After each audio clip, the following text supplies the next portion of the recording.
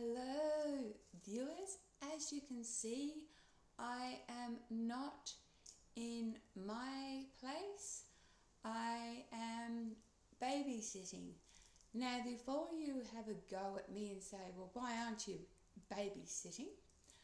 The youngest of my grandkids is 10 and he's off playing computer games. He doesn't want his grandmother interfering, and the other couple are out with friends at the moment, so I've got a spare few moments.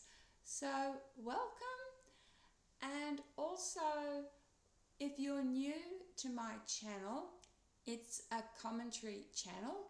I don't ask you to subscribe, nor do you have to like my videos, but let me explain this, the history of my channel. Originally, when I started this channel, I was an addict, and I had started it up just for fun, just to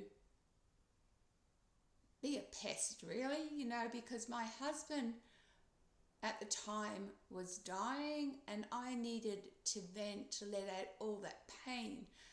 After he died and after I got clean, I decided to use this channel to share my life. I'm not in it for fame. I've uploaded thousands of videos.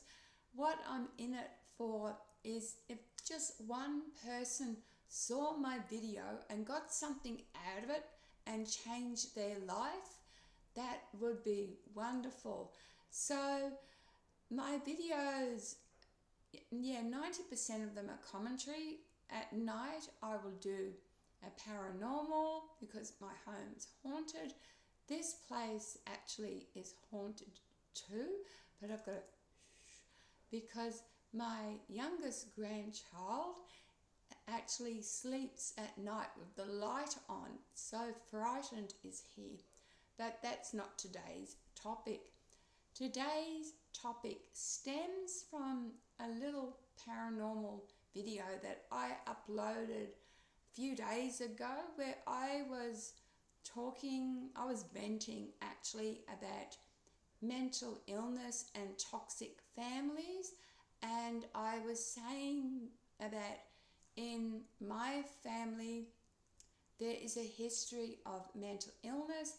I myself have some mental illness problems from PTSD, borderline personality disorder, anxiety and depression. And I shared with you that in an adult's life, everyone at some time will experience a mental health interruption, if that's what you want to call it, whether it's stress, whether it's depression, even grief and loss. And my son is significantly impacted. This is my youngest one. He has a severe anxiety disorder, so severe that he can't go out into society, and yet being isolated perpetuates his mental health condition. And because of his anxiety, when he tried to sit for his license, just the fact that he got questioned caused an anxiety reaction. And so what I'm saying is he, started to have a panic attack, couldn't answer the question, so he tore the piece of paper up and walked out. Now he's in his late 30s. His paternal father, when at one stage I was a single parent, I went to Centrelink, and Centrelink said, you're going to have to go and get child maintenance. And this man said, I will not pay you anything. You are going to have to prove, go and get a DNA test. Now this Centrelink didn't pursue it because it happened to fall just in the year before they made mothers go and do this. So I've never got one red cent from this man. Anyway, his auntie said in an email to me where what had happened is every time my son had gone to his paternal grandparents' place, they had just put me down. Not only put me down, their son had numerous relationships. So all the women were the baddies and, their son was innocent. Anyway, my son felt that if he kept going, he was enabling their disrespect. And he said, I'm not going to do that. That for me to continue to have a relationship with them, they're going to have to apologize to you, Mum.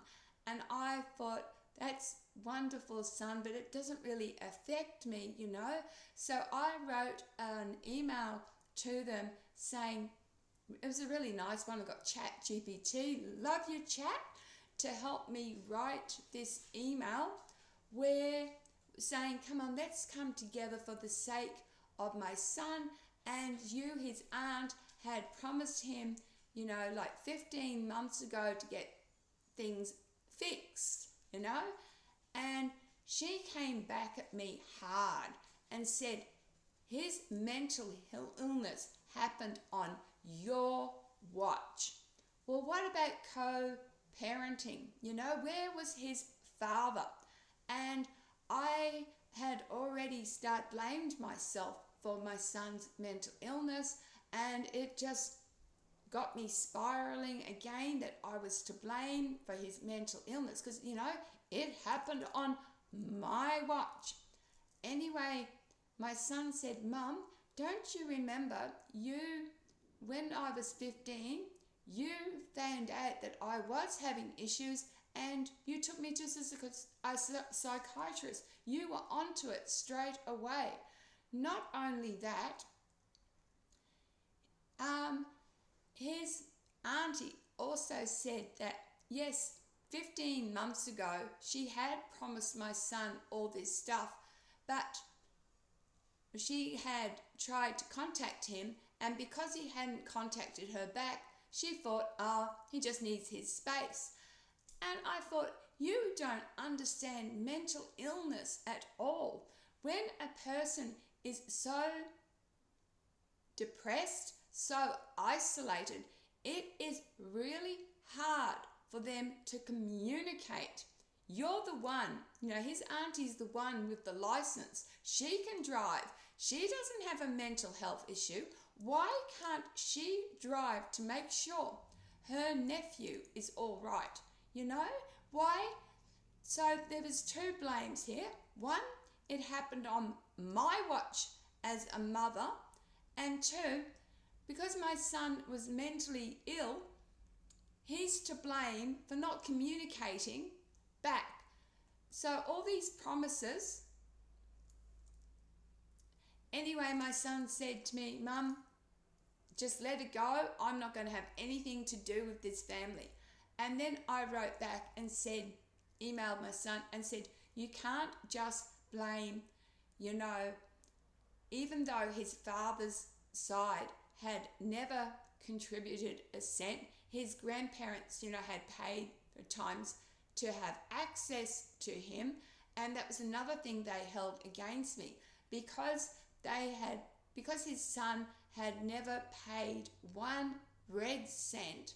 I denied him access when my son was growing up. And that was also because I was in a very controlling marriage, and in that controlling, abusive marriage, the man who I was married to said, no, I'll take your son on as my son on the condition that his father doesn't see him. And I thought that's fair enough because I'm not getting child maintenance off him. Anyway, that relationship ended after 6 years. And I then said to my son's father, why don't, here's your chance. And he never took up a chance to have a relationship with him. But anyway, getting back to it, it's not up to his auntie to fix it. It's up to his father. And if it's not his father, it's up to the grandparents, because the grandparents raised this man. And getting back to, remember I just told you I was in a relationship, an abusive relationship. When that abusive relationship ended, his father, so my father-in-law, came to sort his son out, because it's the parents' responsibility to look after children, even if they're adult children. Anyway, I emailed my son and said, it's not just the paternal side of the family that's let you down, it's also my side of the family. My parents were millionaires. My sister is a millionaire. My mother is still alive. Now, because I was abused as a child and at 41 said, right, I'm going to the police over these matters, I was disinherited. Yet, before that, I'm one of 3 sisters, and I'm the oldest. Now, the middle one is also a millionaire, but the youngest one is the same as me on the pension. She's an alcoholic. I was an addict. But anyway, my parents bought her a house. Now, at one stage in my life, I was homeless. So there was just my oldest 2 children. My husband had custody of them, but because the youngest one wasn't his, me and my youngest one at one stage were homeless. And my son was in his, this is around about the time he became, and I noticed, mentally ill. And I emailed my son and I said, you have to also blame my family. Why didn't my parents step in and help? If they helped my sister, and she wasn't homeless, she was actually at the time with someone, and they were buying a house in a country town in Queensland. But my parents went up to this country town in Queensland and they thought, oh, this isn't very good for their grandchildren. Yet they didn't help me, nor have they had anything to do with my grandchildren. Now, okay, I might be the black sheep of the family. I've done bad things. We've all done bad things. And I've put up my hand and said sorry so many times. And I'm willing to keep saying sorry, sorry, sorry. And I genuinely mean it. So why have my children missed out because of me? Why are these people so nasty? Anyway, remember I said I was going to upload videos about conversations with people? A few days ago, I was walking Sahara, my dog, around the park, and there's a young man there who's in his 30s who I talked to, and he said he's studying psychology, and he said there are 2 types of people in the world, and then we're all along that spectrum. At one end, you have the narcissist who blames everybody else. At the other end, you have the empath who says it's all my fault. I am on this extreme end of the empath where I say, yes, I'll take all the blame. Both my parents and my son's paternal side are on the narcissist side. You know, I'm willing to take responsibility for the things I have done wrong. Where's their responsibility? For example, about a year ago when all this went down, my son asked me for a history of what had happened. So I wrote a history, no blame game. I just said, you know, like, oh, I met such and such when he was such and such, and we went and did this, and then this happened, and then I went there, and yeah, rah, rah, rah. Anyway, my son sent this history that I had written to his father. And instead of his father giving a version of history, his father just attacked me and said, see, I told you your mother was an SL unit risk. And so my son said, right, I've got my answers. Obviously, your version of what you've told me, Mum, is true, because all they've done is attacked you. They haven't given me a version. They've just said, oh, yeah, and Jem as this kind of character, and Jem is that kind of character. I'm not saying I'm innocent. We all are flawed. We all make mistakes. But his paternal grandparents, this man, I was the first one, right, that he had a son with. He then met another woman after me, and I'm not sure whether they got married, but he had 2 sons with her. One of those sons has also got mental illness. And he has nothing to do with those sons. After her, he met a Filipino, went on to have another 2 sons. And now he's with another Filipino, and he's got another 2 sons. And one of those 2 sons, was with another Filipino woman, and he got custody. And so with this present Filipino woman, he had 1 son, so that's where the other son. So he's only taken responsibility for these 2 sons that are present in his life. There's Sahara on my daughter's bed. Good one, girl. So why I am sharing this is how toxic families can be. And this is how toxic my family is. I once asked my millionaire sister to borrow $350. Now, it doesn't matter what the money was for. It wasn't for drugs. I wasn't a druggie then. It doesn't matter what it was for. And I promised I would pay it back within 2 days. And this was the first time I'd ever asked her for money. And she denied me. Do you know why? Because she had just paid a couple of $100 on an x-ray.